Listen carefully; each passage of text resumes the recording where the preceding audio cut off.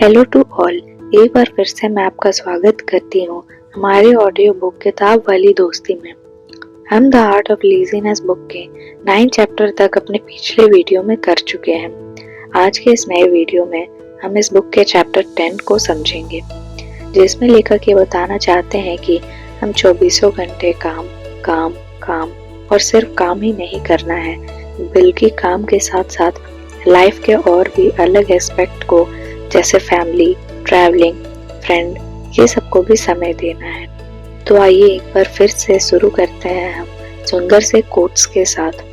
20 years from now, the only people who will remember you worked late night are your kids। लेखक इस chapter की शुरुआत करते हुए ये बताते हैं कि ज्यादा प्रोडक्टिव बनने का ये उद्देश्य नहीं है कि आप ज्यादा से ज्यादा काम करें। आपका उद्देश्य ये होना चाहिए कि आपका काम कितना कम समय में खत्म हो सकता है, जिससे कि आप अपना समय अपने दोस्त और अपने परिवार को दे सकें। लेखक के अनुसार ऐसा बताते हैं कि यदि आप ज्यादा समय तक काम करते रहेंगे तो ये आपकी प्रोडक्टिविटी और क्रिएटिविटी दोनों को कम कर सकता है। ये जरूरी नहीं है कि आप दिन के 12 घंटा ऑफिस में ही टाइम दें, आपको अपने जीवन के अदर एस्पेक्ट को भी देखना होगा।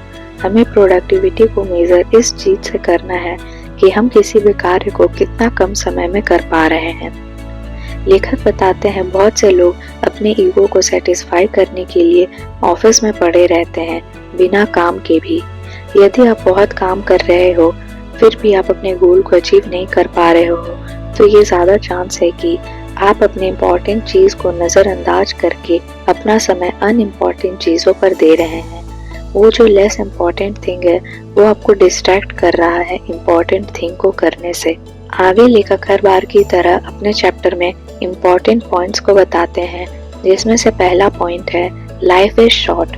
इसमें लेखक हमें ये समझाते हैं कि हमारा जीवन छोटा है, हमें उसी हिसाब से काम के साथ जीवन के अलग पहलुओं को भी देखना चाहिए। ऐसा नहीं होना चाहिए कि पूरा जीवन कार्य करे और बाद में सोचे कि घूमने जाएंगे, ये किया जाएगा। वो बाद में जीवन में कभी भी नहीं होता।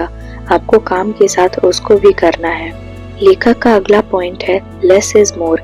इसमें लेखक 2 पॉइंट बताते हैं कि अगर आप खूब काम करते हैं लेकिन फिर भी आपको परिणाम नहीं मिल रहा है तो इसके 2 कारण हैं। या तो आप उतना हार्डवर्क नहीं कर पा रहे हैं जितना आप करने का सोचते हैं, आप most of the time lazy हैं और बस सोच रहे हैं कि आप हार्डवर्क कर रहे हैं।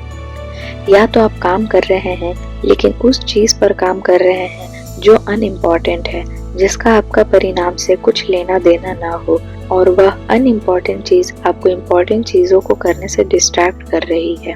जो भी आप करते हो उसको आपको कुछ ना कुछ वैल्यू जरूर ही मिलता है। कुछ कार्यों का ज्यादा वैल्यू होता है आपके जीवन में, उसे आपको करना चाहिए। आपको वो सारे कार्य करने के लिए डेडिकेटेड रहना चाहिए। लेखक का अंतिम पॉइंट है बी प्रोडक्टिव नॉट बिजी।